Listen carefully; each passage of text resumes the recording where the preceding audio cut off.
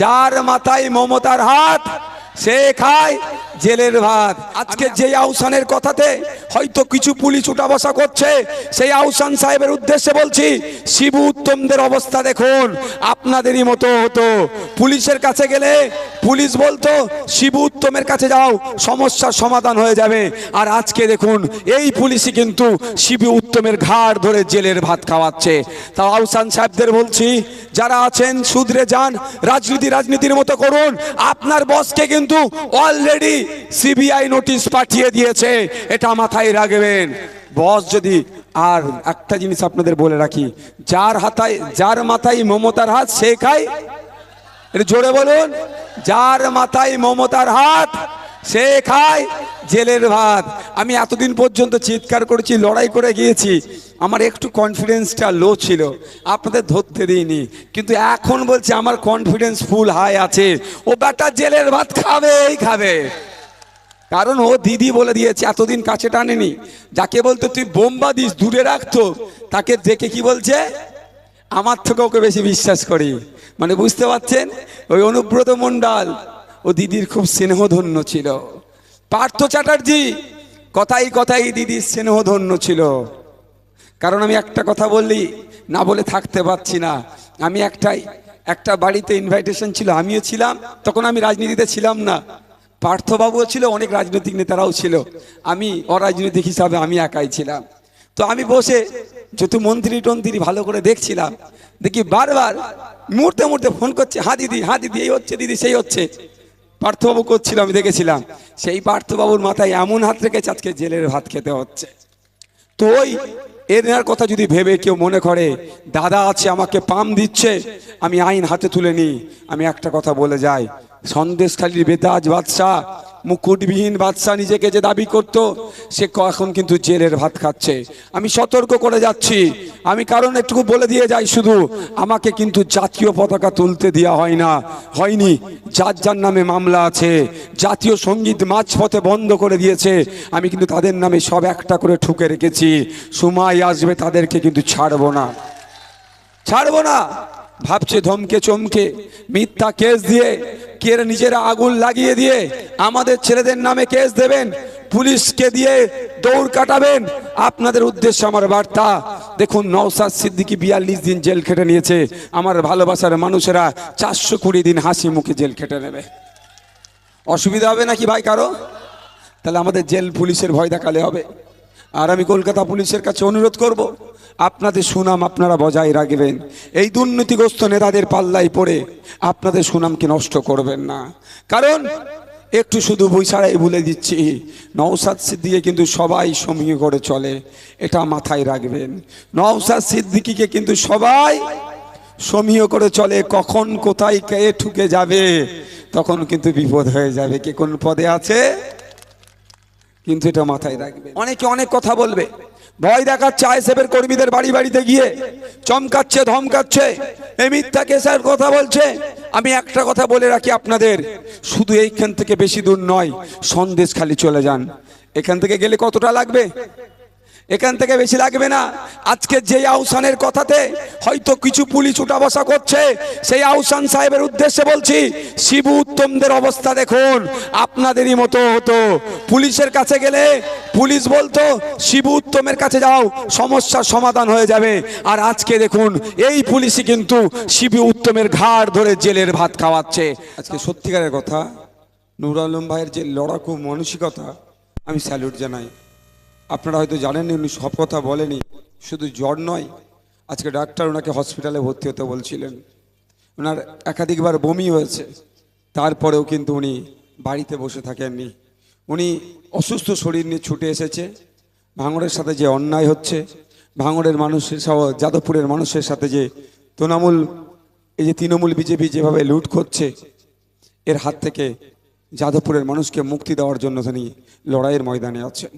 আমি ধন্যবাদ জানাই আমাদের নূর আলম ভাইকে, ধন্যবাদ জানাবো এই ব্লকের মানুষদেরকে, ধন্যবাদ জানাবো মিডিয়ার বন্ধুদেরকে, ধন্যবাদ জানাবো আমাদের রাজ্যের পুলিশ এবং সিআরপিএফের যারা জওয়ান আছেন, প্রত্যেককে আমি ধন্যবাদ জানাই।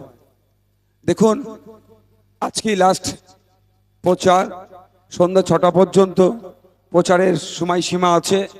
আমাদেরকে সন্ধ্যা 5টা পর্যন্ত প্রশাসনের পক্ষ থেকে অ্যালাউ করেছে।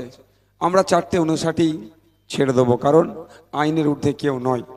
আমাদের যতটুকু টাইম দিয়েছে তার মধ্যে থেকে বিগত দিনে বলেছি, আজকেও বলছি, আপনাদের মূল্যবান ভোট 2021 সালে খামচিহ্নকে দিয়েছিলেন। সারা রাজ্যে যখন বিজেপি তৃণমূলের বাইনারিতে যখন তৃণমূল আর বিজেপিকে ভোটটা দিয়ে মিকে মেনে এদের বাইনারিকে ভাঙতে পারেনি, বাইনারিটাকে খেয়ে নিয়েছিল, ভাঙড়ের মানুষ তখন আমাকে 26,000-এরও বেশি ভোট লিড দিয়ে পার্লামেন্টে আইনসভার মধ্যে পাঠিয়েছিল। আপনারা দেখেছেন একদিকে 293 জন আছে বিজেমূল, আর উল্টো দিকে আমি ভাঙড়ের একমাত্র প্রতিনিধি সংযুক্ত মোর্চা তথা আইএসএফের। মানুষের জন্য শুধুমাত্র ধন্যবাদ জানাই, আমার লড়াইটা শুধুমাত্র ভাঙড়ের মানুষের জন্য সীমাবদ্ধ করে রাখিনি। সারা রাজ্যে যেখানে অন্যায় হচ্ছে, অসঙ্গতি হচ্ছে, অত্যাচার হচ্ছে, ভাঙড়ের মানুষ আমাকে যে রেজিগনেশনটা দিয়েছে সেই এমএলএ হিসাবে সেখানে আমি ছুটে যেতে পারছি, তাদের পাশে দাঁড়াতে পারছি। এবং আইনসভার মধ্যে, বিধানসভার মধ্যে ভাঙড়ের মানুষের শিক্ষা, স্বাস্থ্য, কর্মসংস্থান, লেদার কমপ্লেক্সের কাজের থেকে শুরু করে সমস্ত বিষয়গুলো বারবার আমি সেখানে চিৎকার করছি। তাই বন্ধুগণ, আমি চাইছি যে দেশের এখন আইনসভার মধ্যে আমাদের ভাঙড় শুধু নয়, যাদবপুর নয়, আমাদের রাজ্য থেকেও আমাদের প্রতিনিধিকে পাঠাতে হবে। কারণ আমি দেখলাম পার্লামেন্টে যখন সিএ বিরুদ্ধে বিল যখন পাস হচ্ছিল, আমাদের এই যাদবপুরের এমপির কাজ ছিল সিএ কে আটকানোর জন্য তার বিরুদ্ধে বিলটা পাস হচ্ছিল তার বিরুদ্ধে ভোটটা দেওয়া। কিন্তু দুঃখের বিষয় কি দেখলাম, যখন পার্লামেন্ট থেকে সিএ করে নাকি আপনার নাগরিকত্ব কেড়ে নেবে, আপনাকে নাকি দেশ থেকে তাড়িয়ে দেবে, আপনার নাকি ভোটাধিকার কেড়ে নেবে, আপনাকে নাকি ডিটেনশন ক্যাম্পে পাঠিয়ে দেবে, যখন এই বলে আপনাদের ভয় দেখিয়ে সিএ বিলটা পাস হচ্ছিল, তখন মিমি চক্রবর্তী মহাশয়া বিজেপির সুবিধা করে দেওয়ার জন্য পার্লামেন্টে তিনি ভোটাভুটিতে অংশগ্রহণ করল না। কিন্তু যখন তিনি অংশগ্রহণ করলেন না, তার দল তার বিরুদ্ধেও কিন্তু ব্যবস্থা গ্রহণ করেনি। তাহলে থেকে বোঝা যাচ্ছে তৃণমূল কংগ্রেস পক্ষান্তরে বিজেপির সহযোগিতা করছে।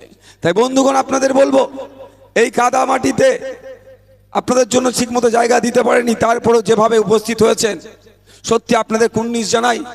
আপনারা 2021 সালে আমাকে ভোট দিয়েছিলেন, আমি রাজ্যের আইনসভার মধ্যে গিয়েছি, জনগণের কথা বলেছি, মানুষের কথা বলছি। যেই ভাঙড়কে ওরা আরাবুল দিয়ে দেখাতো, যেই ভাঙড়কে ওরা কাইজারকে দিয়ে দেখাতো, সেই ভাঙড় কাজকে শান্তির ভাঙড়, রক্তদানের ভাঙড়, রক্ত দিয়ে মানুষের প্রাণ বাঁচানোর ভাঙড় আমরা গড়ে তুলেছি।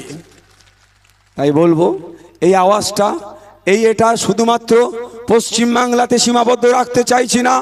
আপনাদের সাথে যে বঞ্চনার শিকার হচ্ছেন, যে অত্যাচারের শিকার হচ্ছেন, যে অভাব অভিযোগগুলো আছে, আমি যেমন রাজ্যের আইনসভার মধ্যে তুলে ধরছি, একইভাবে আওয়াজটা দেশের আইনসভার মধ্যে তুলে ধরার জন্য আপনাদের বলবো, এই 1 তারিখ আসছে, সকাল সকাল যাবেন ইভিএম মেশিনের 7 নম্বরে খামচিহ্নে বোতাম টিপে ভোট দিয়ে পার্লামেন্টে পাঠাবেন। একদিকে রাজ্যের আইনসভার মধ্যে নওশাদ সিদ্দিকী আপনাদের জন্য সোচ্চার হবে, অপরদিকে দেশের আইনসভার মধ্যে নূর আলম খান আপনাদের জন্য চিৎকার করবে। মধ্যখানে আমরা জনগণ মিলে আমাদের অধিকার যদি না বুঝাতে পারে সেটা আমরা বুঝে নেব, আমরা লড়াই করে বুঝে নেব গণতান্ত্রিক প্রক্রিয়াতে।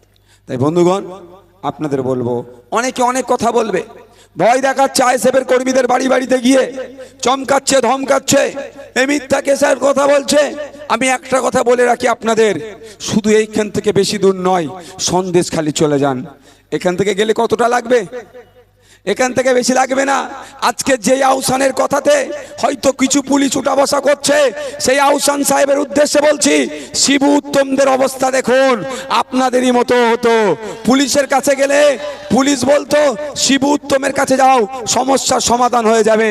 আর আজকে দেখুন, এই পুলিশই কিন্তু শিবু উত্তমের ঘাড় ধরে জেলের ভাত খাওয়াচ্ছে। তাও আহসান সাহেবদের বলছি, যারা আছেন শুধরে যান, রাজনীতির মতো করুন। আপনার বসকে কিন্তু অলরেডি সিবিআই নোটিশ পাঠিয়ে দিয়েছে, এটা মাথায় রাখবেন।